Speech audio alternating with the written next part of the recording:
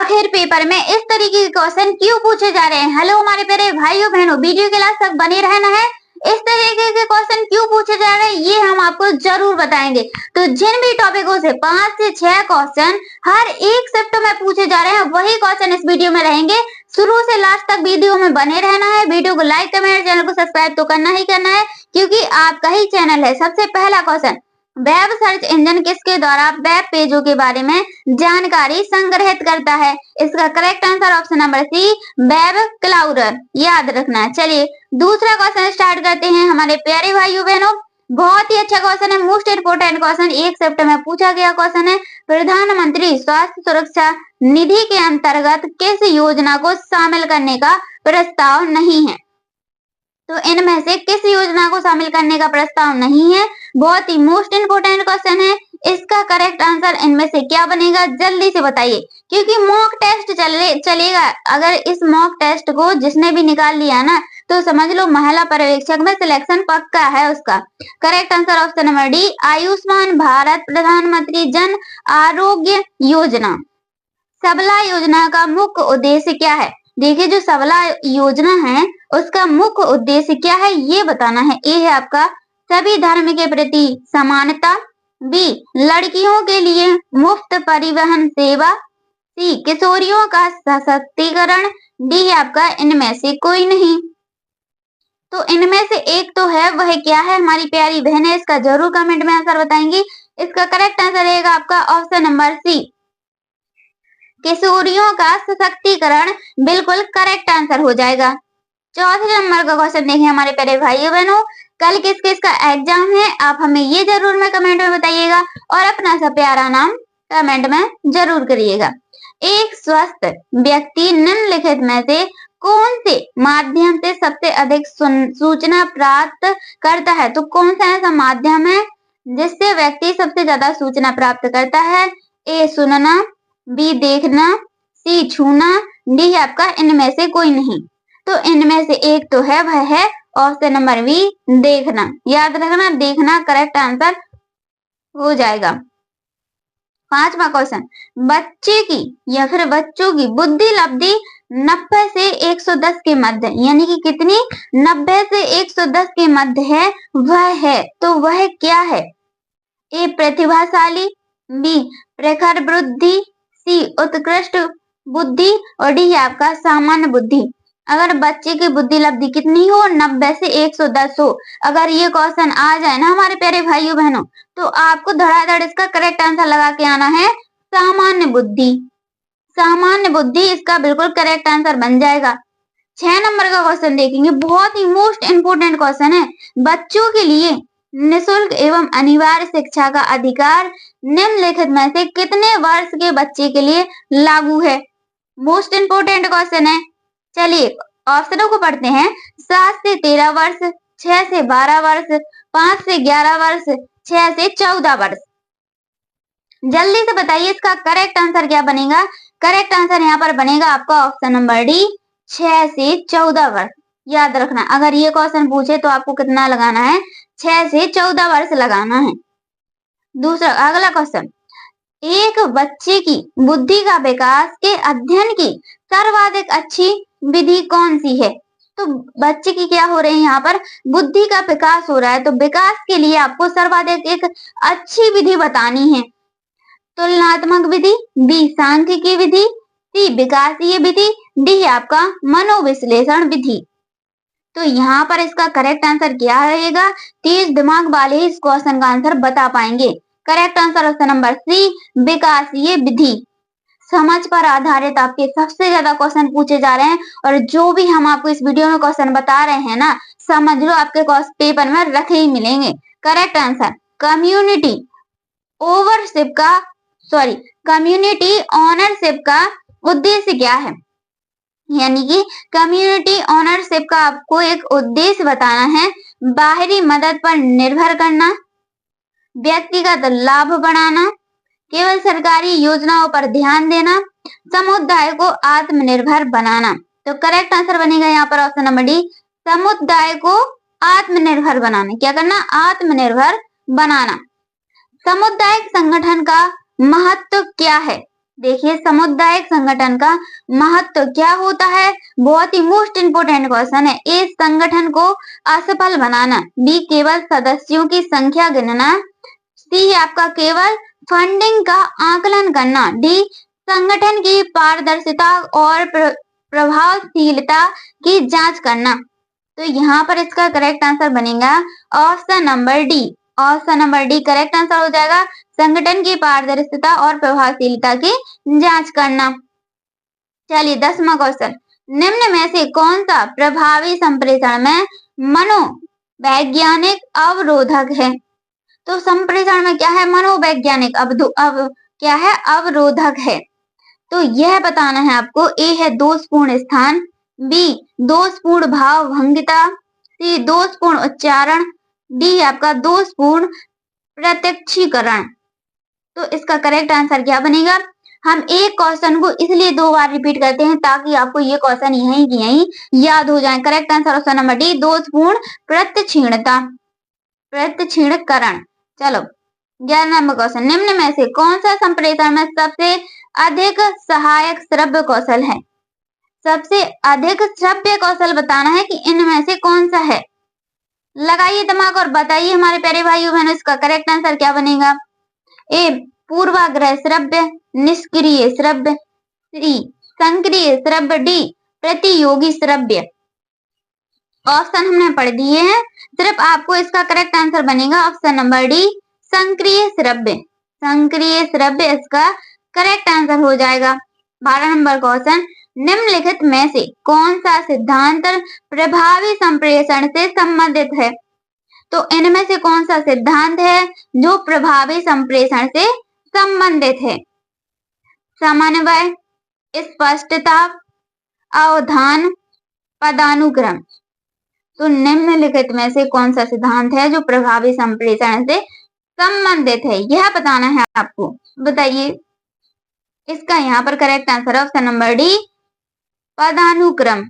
चलिए आपका अगला क्वेश्चन है 13 नंबर का क्वेश्चन, सामुदायिक संगठन में प्रॉब्लम सॉल्विंग अप्रोच का पहला कदम क्या है? तो प्रॉब्लम सॉल्विंग अप्रोच का पहला कदम कौन सा है? समाधान लागू करना, समाधानों को जुटाना, योजना को बंद करना, समस्या की पहचान करना। तो यहाँ पर इसका करेक्ट आंसर क्या बनेगा? यहाँ पर आपको जल्दी से करेक्ट आंसर बताना है। आपका करेक्ट आंसर है ऑप्शन नंबर डी, समस्या की पहचान करना। समस्या की पहचान करना करेक्ट आंसर हो जाएगा। गार्डनर के साथ बुद्धि का अभिमान निर्धारित किया इनमें से कौन सा नहीं है? तो गार्डन का बुद्धि का एक अधिमान क्या है? निर्धारण किया गया, इनमें से कौन सा नहीं है? अंतर्व्यक्त बुद्धि, भाषात्मक बुद्धि, भावनात्मक बुद्धि, स्थान संबंधी बुद्धि। तो कौन सी बुद्धि है वो? भावनात्मक बुद्धि। करेक्ट आंसर है भावनात्मक बुद्धि। अगर किसी क्वेश्चन का आंसर थोड़ी बहुत मिस्टेक होता है तो आप हमें कमेंट में जरूर बताइएगा, हम उसका सॉल्यूशन आपको जरूर देंगे। यदि एक बच्चे की मानसिक आयु 5 वर्ष तथा वास्तविक आयु 4 वर्ष है तो उस बच्चे की बुद्धि लब्धि होगी। तो उस बच्चे की बुद्धि लब्धि कितनी होगी? 120, 100, 80 या फिर 125। अभी जो आपके 20 के बाद क्वेश्चन स्टार्ट होंगे ना, वो वेरी मोस्ट क्वेश्चन रहेंगे। Correct answer option number D, 125। Very most question रहेंगे आपके। मनोविज्ञान शिक्षा का आधारभूत विज्ञान है, यह किसने कहा है? देखिए जो मनोविज्ञान है वो शिक्षा का क्या है? आधारभूत विज्ञान है। यह किसने कहा है? बी.एन. झा ने, जीन पियाजे ने, डेविस ने या फिर स्किनर ने। तो किसने कहा है बताइए? कौन कौन इसका बिल्कुल करेक्ट आंसर बताएगा? करेक्ट आंसर यहाँ पर क्या रहेगा? Option number D, scanner. याद रखना, स्कैनर इसका करेक्ट आंसर हो जाएगा। चलिए आपका अगला क्वेश्चन है, हिंदी अक्षरों को बालक किस माह की आयु में पहचानने लगता है? हिंदी अक्षरों को बालक किस माह की आयु में पहचानने लगता है? बहुत इजी क्वेश्चन है, बहुत ही प्यारा क्वेश्चन है। ए 4 वर्ष में, बी 3 वर्ष में, सी 6 वर्ष में और डी है 5 वर्ष में। वैसे तो कहें तो 3 वर्ष में ही पहचानना प्रारंभ करने लगते हैं बच्चे, पढ़ाई करने लगते हैं, हिंदी अक्षरों को सीखने लगते हैं, लेकिन कि इसका करेक्ट आंसर बनेगा ऑप्शन नंबर डी, 5 वर्ष में। 5 वर्ष इसका करेक्ट आंसर हो जाएगा। अगला क्वेश्चन, पियाजे की औपचारिक संक्रियात्मक अवस्था किस आयु अवधि तक मानी जाती है? देखिए जो पियाजे हैं उनकी औपचारिक संक्रियात्मक अवस्था किस आयु अवधि तक मानी जाती है? 2 से 7 वर्ष, 0 से 2 वर्ष, 7 से 11 वर्ष, 11 से 15 वर्ष। तो कितनी मानी जाती है बताइए हमारे प्यारे भाइयों बहनों, इसका करेक्ट आंसर क्या बनेगा? इसका करेक्ट आंसर है आपका ऑप्शन नंबर डी, 11 से 15 वर्ष। 11 से 15 वर्ष बिल्कुल करेक्ट आंसर रहेगा। गर्भ में जो 19 नंबर का क्वेश्चन है, मोस्ट इंपोर्टेंट क्वेश्चन है, हर एक शिफ्टों में पूछा जाने वाला क्वेश्चन है, तो इस पर ज्यादा ध्यान दीजिएगा। गर्भ में बालक को विकसित होने में कितने दिन लगते हैं? किस किस को पता है इसका करेक्ट आंसर? शुरुआत से ही पढ़ाते आ रहे हैं, मोस्ट इंपोर्टेंट क्वेश्चन है। कितने दिन लगते हैं? 380, 365, 460 या फिर 280? बताइए। अगर ये बहुत सा इजी क्वेश्चन नहीं बनाना तो फिर क्या होगा? Correct answer option number D, 280। याद रखना 280 दिन लगते हैं। अगला क्वेश्चन देखेंगे, बालक का विकास होता है तो बालक का विकास कैसे होता है? सभी को पता है इस क्वेश्चन का आंसर। अगर ये आ जाए क्वेश्चन तो भाई आप लोग तो खुशी हो जाएंगे इसको देख के, बहुत ही इजी क्वेश्चन है। तो बालक का विकास किस तरीके से होता है? देखिए ऑप्शन घुमा फिरा के भी दे देते हैं। पैर से सिर की ओर, सिर से पैर की ओर, दोनों ओर से या फिर इनमें से कोई नहीं। तो बालक का विकास किस तरीके से होता है? सिर से पैर की ओर होता है। क्या होता है? सिर से पैर की ओर होता है। याद रखना। विकास के संबंध में गलत कथन है, तो विकास के संबंध में इनमें से कौन सा है जो क्या है? गलत कथन है। दिशा पैर से, दिशा सिर से पैर की ओर, क्या है? दिशा सिर से पैर की ओर, विशिष्ट से सामान्य की ओर, सार्वभौमिक प्रक्रिया, वर्तालुकर, वर्तलाकर गति, वर्तुलाकर गति। इसका करेक्ट आंसर है ऑप्शन नंबर बी, विशिष्ट से सामान्य की ओर। देखिए सामान्य से विशिष्ट की ओर होता है, लेकिन कि यहाँ पर इसका गलत दिया गया है। समक्ष बच्चों के लिए सरकारी शैक्षिक संस्थानों, सरकारी सहायता प्राप्त संस्थानों में 3% आरक्षण प्रदान किया गया। तो 3% आरक्षण प्रदान किया गया, यह बताना है आपको कौन से मंत्रालय द्वारा? अक्षमता मामलों के मंत्रालय द्वारा, ग्रामीण विकास मंत्रालय द्वारा, शिक्षा मंत्रालय द्वारा, सामाजिक न्याय एवं अधिकारिता मंत्रालय द्वारा। Correct answer option number C, शिक्षा मंत्रालय द्वारा। अगला क्वेश्चन है आपका, कम सुनने वाले बालक के लिए उपयोग की गई शिक्षण विधि कौन सी है? देखिए कम सुनने वाले बालक के लिए उपयोग की गई सबसे अच्छी शिक्षण विधि कौन सी है? श्रवण विधि, चिन्ह भाषा विधि, हस्त विधि, उपरोक्त सभी। तो वह कौन सी विधि है? चलिए बताइए। कम सुनने बालक के लिए क्या उपरोक्त सभी है? हाँ बिल्कुल correct answer option number D, उपरोक्त सभी। जितने भी हम आपको क्वेश्चन करा रहे हैं आप काउंट करते जाइए कि हमारे इतने क्वेश्चन के आंसर बिल्कुल सही सही जा रहे हैं और हमारे इतने बिल्कुल सही गए हैं की अवस्था नहीं है। देखिए इनमें से गर्भाधान काल की अवस्था क्या नहीं है? भ्रूण अवस्था, डिंब अवस्था, बीजकरण या फिर शैश अवस्था।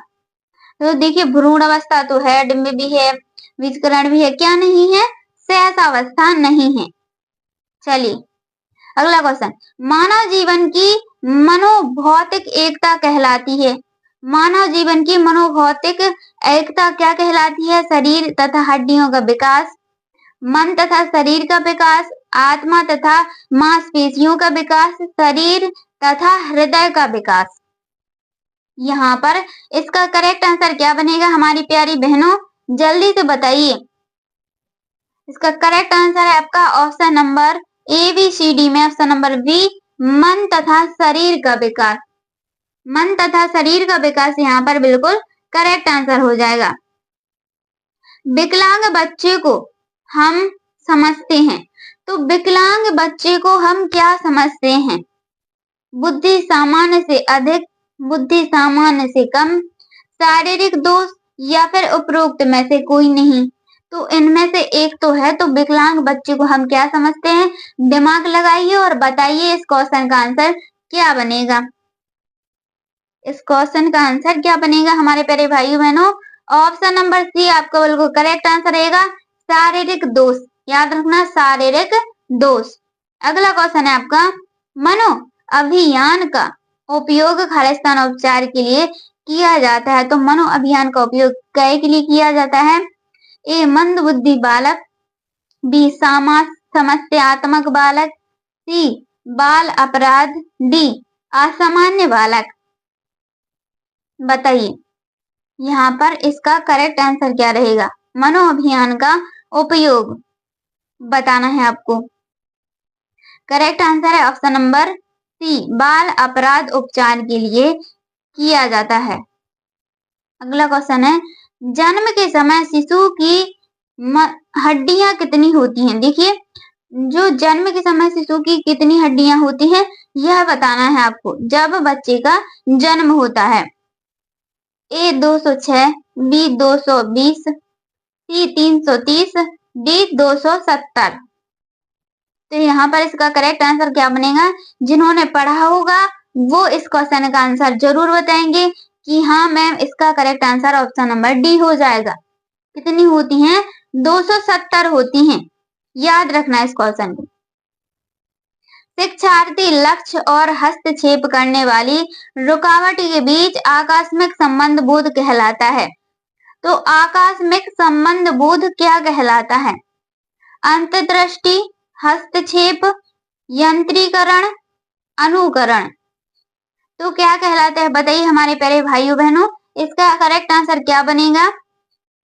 यहाँ पर ABCD में से इसका करेक्ट आंसर बन जाएगा आपका ऑप्शन नंबर ए, अंतर्दृष्टि। क्या कहलाता है? अंतर्दृष्टि कहलाता है। चलिए अगला क्वेश्चन है आपका मोस्ट इंपोर्टेंट क्वेश्चन है, बालक के जन्म के समय शिशु के मस्तिष्क का भार होता है। मोस्ट इंपोर्टेंट क्वेश्चन समझ लो भाई, स्क्रीनशॉट ले लो इस क्वेश्चन का। बालक के जन्म के समय शिशु के मस्तिष्क का भार कितना होता है? ए 450 ग्राम, बी 300 ग्राम, सी 400 ग्राम, डी 350 ग्राम। तो बालक के जन्म के समय शिशु के मस्तिष्क का भार कितना होता है? यहाँ पर इसका करेक्ट आंसर बनेगा आपका option number D. Option number D correct answer हो जाएगा। 350 ग्राम होता है। कितना होता है? 350 ग्राम। निम्न में से कौन विशेष शिक्षा का उद्देश्य है? तो निम्न में से कौन विशेष शिक्षा का उद्देश्य है? योग्यता का अधिकतम विकास। क्या है? योग्यता का अधिकतम विकास, समायोजन में सहायता, आर्थिक स्वतंत्रता, उपयोग सभी, इनके उपरोक्त सभी। तो विशेष शिक्षा का उद्देश्य क्या है यह बताना है आपको। बहुत ही सिंपल क्वेश्चन है, इसका करेक्ट आंसर बताइए हमारे प्यारे भाइयों बहनों। ऑप्शन नंबर डी बिल्कुल करेक्ट आंसर हो जाएगा, उपरोक्त सभी। चलिए अगला, कल्पना जगत में विचरण होता है। तो कल्पना जगत में किसका विचरण होता है? शैशवावस्था का, किशोरावस्था का, बाल्यावस्था का, या फिर डी है आपका शैशवावस्था व किशोरावस्था का। करेक्ट आंसर यहाँ पर बनेगा आपका ऑप्शन नंबर डी, शैशवावस्था व किशोरावस्था। याद रखना, शैशवावस्था व किशोरावस्था इसका बिल्कुल करेक्ट आंसर हो जाएगा। अगला क्वेश्चन देखते हैं हमारे प्यारे भाइयों बहनों। अभी तक जिन्होंने चैनल को सब्सक्राइब नहीं किया है जल्दी से चैनल को सब्सक्राइब कर लो, बेल आइकन को प्रेस कर लो, क्योंकि आपका ही चैनल है, जो भी नोटिफिकेशन आए सबसे पहले आपके पास जाए। बालक मुख्य रंगों की पहचान कर लेता है। तो बालक मुख्य रंगों की पहचान कब करने, बहुत ही मोस्ट इम्पोर्टेंट क्वेश्चन है। किशोर अवस्था में सामाजिक विकास पर जिसका प्रभाव नहीं पड़ता वह निम्न में से कौन सी है। देखिए, किशोर अवस्था में सामाजिक विकास पर जिसका प्रभाव नहीं पड़ता वह निम्न में से कौन सी है। ए आवश्यकता, बी रुचियां, सी असुरक्षा, डी अभिवृत्ति। बताइए यहाँ पर इसका करेक्ट आंसर क्या बनेगा। ए बी सी डी में से आपको बिल्कुल करेक्ट आंसर बताना है। Correct answer option number C असुरक्षा। असुरक्षा यहाँ पर बिल्कुल करेक्ट आंसर बन जाएगा। किशोर अवस्था में चरित्र निर्माण में चरित्र निर्माण से जो अवस्था संबंधित है वह निम्न में से है। तो किशोर अवस्था में चरित्र निर्माण से जो अवस्था संबंधित है वह कौन सी है। स्व केंद्रित अवस्था, आधार युक्त आत्मचेतना अवस्था, आधारहीन आत्मचेतना अवस्था, परंपराओं को धारण करने की अवस्था। Correct answer option number C आधारहीन आत्मचेतना अवस्था करेक्ट आंसर हो जाएगा। धन्यवाद।